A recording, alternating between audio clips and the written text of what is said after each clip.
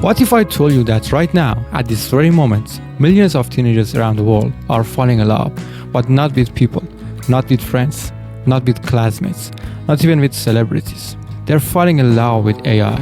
It sounds like science fiction, but it's not. It's already happening. In bedrooms, in schools, under blankets at 3 a.m. And it's happening quietly, silently, with no one noticing, no parents interfering, no one stopping it. A recent data analytics report shows that nearly 70% of teenagers in developing countries like India and China, as well as in developed regions such as the United States and Europe, have engaged with AI on an emotional or deeply personal level. And we're not talking about just asking AI to solve math problems.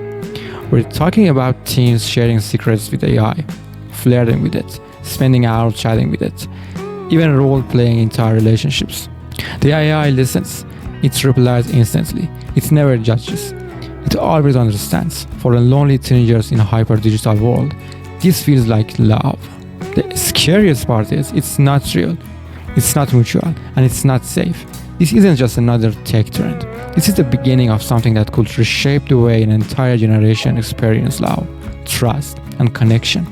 And if we don't talk about it now, we might be too late. So let's talk about something that's quietly taking over the lives of millions of teenagers around the world: artificial intelligence. You see, there's a shift happening, and it's not just about convenience or technology. It's deeper than that.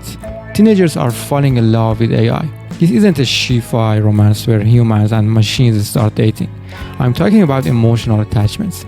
AI is becoming more than just a tool. It's becoming a friend, a partner, a constant presence. And as much as it sounds like a futuristic dream, this reality is already here, and it's getting dangerous. The love affair between teenagers and AI started innocently enough. It began with simple things like Siri or Google Assistants, a voice that could help with homework, set reminders, or tell jokes.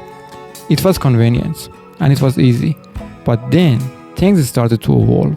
Enter AI chatbots like ChatGPT, who could do more than just answer questions. They could hold conversations. They could give advice. They could be creative. They become interactive, almost like friends. For many teenagers, AI wasn't just a tool anymore. It became a confidence, a source of comfort in a world where real connections often felt distant or hard to find. But it doesn't stop there. This AI began to offer something even deeper: the illusion of real emotional connection. It could listen, care, and even understand like a human. Some teenagers, particularly in developing countries, are starting to replace their real-life emotional and social needs with AI. Think about it. No awkwardness, no misunderstandings, just pure, unfiltered interaction. Because AI is always available, always ready to engage, it becomes addictive. Studies show that around 70% of teenagers in these countries have started using AI in ways we never imagined.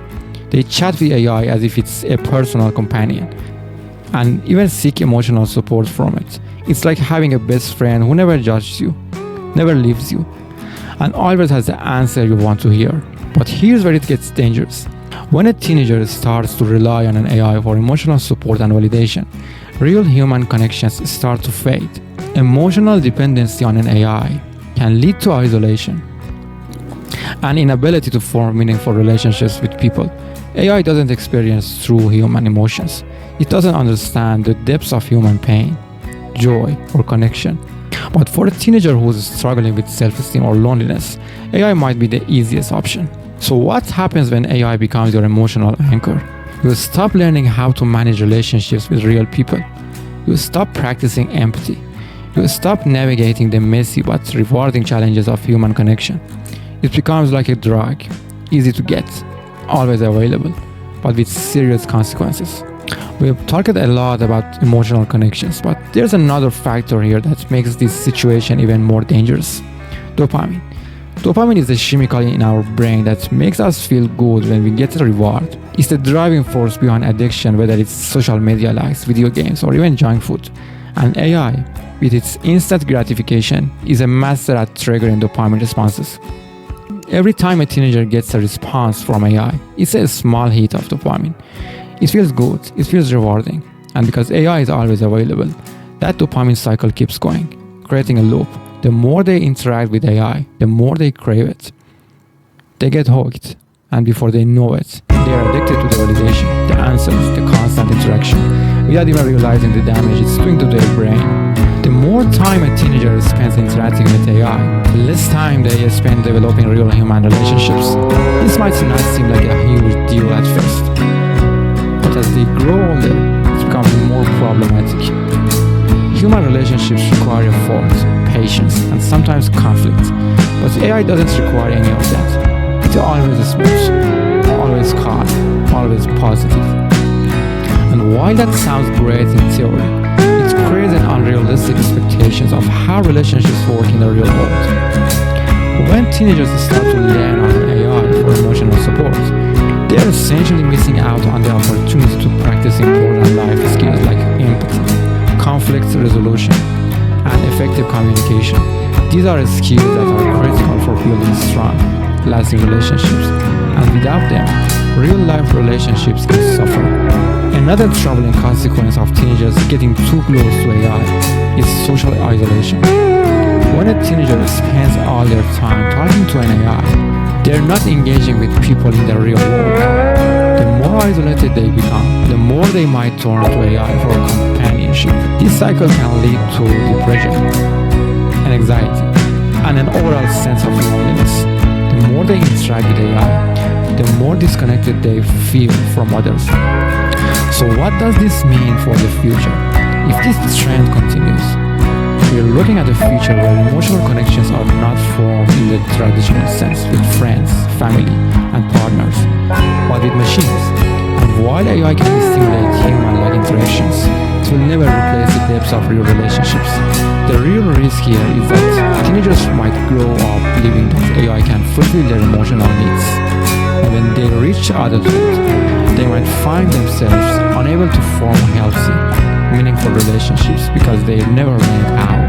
This doesn't mean that AI doesn't have its place. AI is a powerful tool. It can help with learning, creativity, and even provide support in times of need. But when it starts replacing human connection, that's when we have a problem.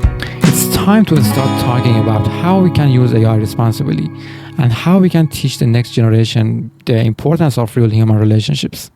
So what can we do about it? The first step is awareness. Teenagers need to understand the risks of becoming too emotionally dependent on AI. Parents, educators, and influencers all have a role to play to educating teenagers about the importance of balancing their digital lives with real-world connections. It's also important to encourage teenagers to develop emotional intelligence and resilience. They need to understand that struggles and challenges in human relationships are normal. The risk of AI is inevitable, and it's going to play an increasingly large role in our lives. But it's important to remember that while AI can be a powerful tool, it can never replace with human emotions and relationships. Teenagers need to understand that AI should be used as a tool for growth and productivity, not as a substitute for real emotional connections. If we can strike a balance, then we can ensure that AI enhances our lives rather than taking over.